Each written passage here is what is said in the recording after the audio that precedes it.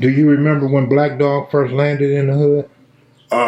Man, I can't really get a years, but I know we always used to hang out, you know what I mean? I was probably in the 9th grade, so that would have been about, when I met him was around about 74, 75, something like that.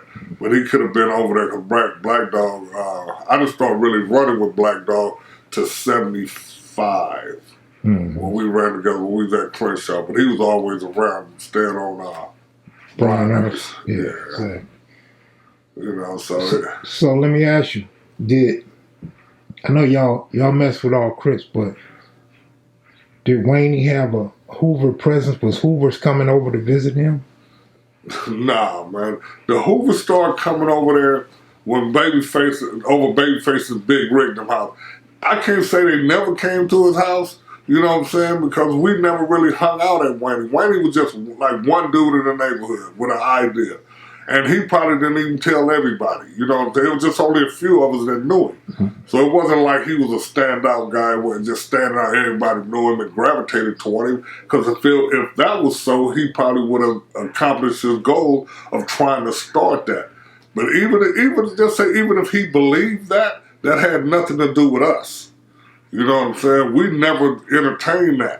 You know what I mean? Because the Hoovers was already established. We was more or less trying to get this neighborhood car going in the beginning. You know what I'm saying? So most of us was like, you know, me, Face, Big Rick. I don't want to forget like the people that hung out with us on Arlington, up in that area, Second Ave, up in the avenues, even in the hills, peaking them. We was all trying to establish our own thing. You know what I'm saying?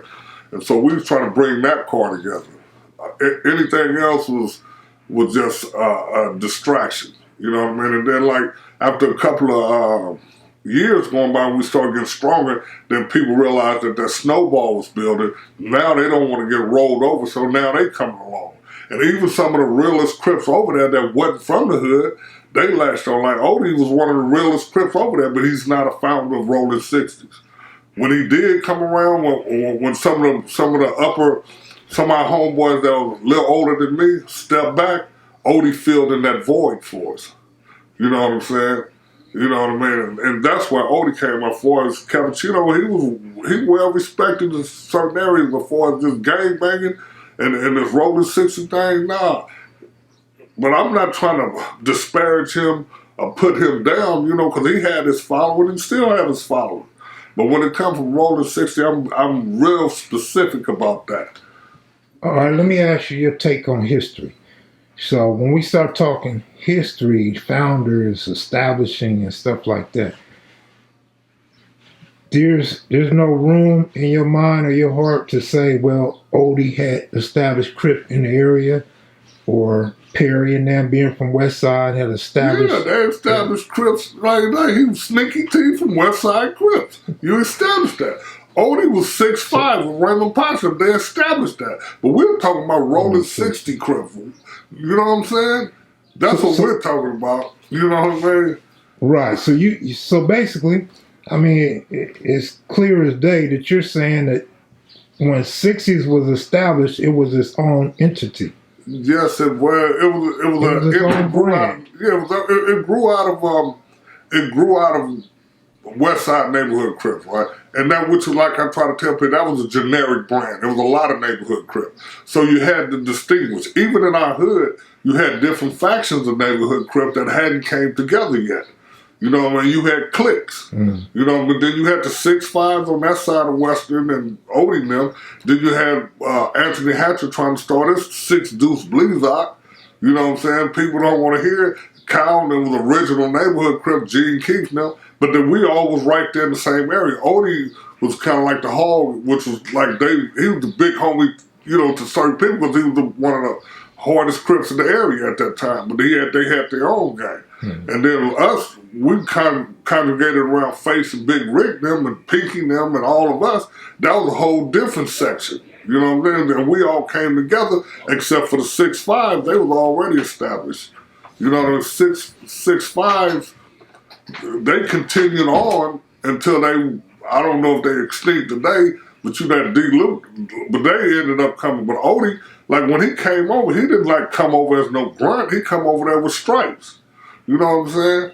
You know what I mean? Then I don't care who get mad about it because I gang bang with Odie.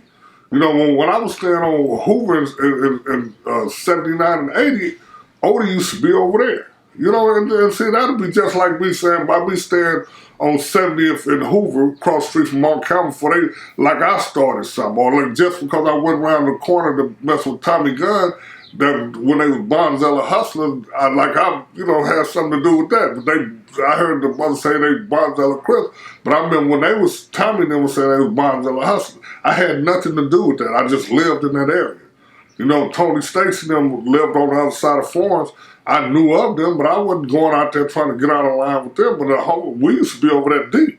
That motel right there on 70th and Hoover is where we hung out at, and I stayed across the street in an apartment. We wasn't over there trying to say that was our hood. You know what I'm saying? So, you know, it's a lot of variance to different situations. You know what I'm saying? So, you know, that's how I look at it. You know what I mean? And then like me, being from the beginning, one of the dudes that was recruiting all these Crips in the hood, all of us was recruiting and building. And we was establishing relationships with other Crips sets. You know what I'm saying? Like, you know, like the 5 dudes who was Tony Lee and them, I went to Crenshaw with them, the 8 Trays. We was really spreading that brand. And we built that brand. And then for somebody to come years later that wasn't around and try to tell me how we started and who started with, that's offensive. You know what I mean? When you say wasn't around, explain. I'm talking about wasn't in the meetings, wasn't going to them ASD meetings, wasn't going to them parties putting in work. You know, wasn't staying down. I'm talking about even before the wars. I mean, we wasn't building that brand. You know what I mean? Wasn't riding with us to Compton over here. You know what I mean? And you know what I mean? Once it started getting catchy to say it, you know what I mean? Then people start building on it. You know what I mean? Then they trying to, you know, like all my little homies, they down. They little homies is down. You know, it just kept going and going and going. Then here you got some dudes that didn't ever get off the porch just because they old, some of them, and I ain't putting no particular name on people, now they want to be all that they can be. It's too late for that. You know what I'm saying? It's time for you to step back and just try to turn these kids' mind around to a better phase. You know what I mean? I know it's hard to let go, but, you know, that's how I look at it, man. You know what I mean? Let me ask you, without mentioning any names, when the war with the A-Trace started in 79, around that era, were there guys that got out the way, guys that didn't participate, and were there guys that actually got into it, like some older guys? It was like, hey, wait a minute, this is the hood. Yeah, it's a whole bunch of guys that, from that generation that didn't get into it because we was real close and they didn't want that. You know what I'm saying? Because, I mean, just like say, all these founders that was out at that time, why they wasn't at the St. Andrews Park with us? You know what I mean? When we went out there to try to nip it in the bud. They was out. You know what I mean? You know what I mean? Odie stayed down. That's when Odie came and grabbed the reins. You know what I'm saying? You know what I'm saying? That's when Odie was already dealing with us because we was young hitters and riders over there. You know what I'm saying? That's what I'm saying. When the hood started getting bigger and stronger, you know what I'm saying, people respect strength. You know what I mean? Then you still had other people that, you know, they just wasn't into that. They might have been pimping, they might have been robbing, they might have been doing whatever they do, but they wasn't in the gang banging. You know what I mean? So then you had a lot of hybrid kind of people over there that gang banged and got money. You know what I mean? But yeah, during those times, you know, I mean, even before that, you know what I'm saying, when we was at war with the Inglewood family and the A-Trays, our allies, and we saw A-Trays and 60s used to ride against them. That's why I don't give a fuck how mad people get. That's why I get them Inglewood family they props, because them dudes was real dudes. I don't care where you from. If you real, you real. You know what I'm saying? If you with it, you with it. You know?